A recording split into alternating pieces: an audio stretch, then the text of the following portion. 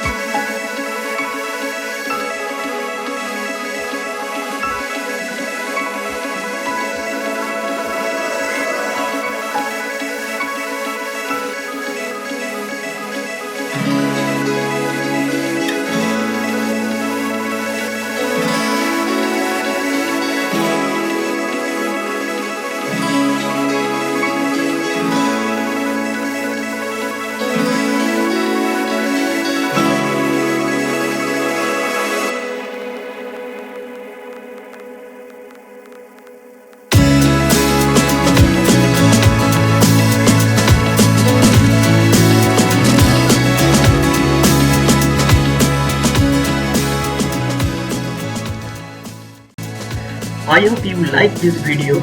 If you really like it, then give a thumbs up, and if you not subscribe my channel, then please subscribe now.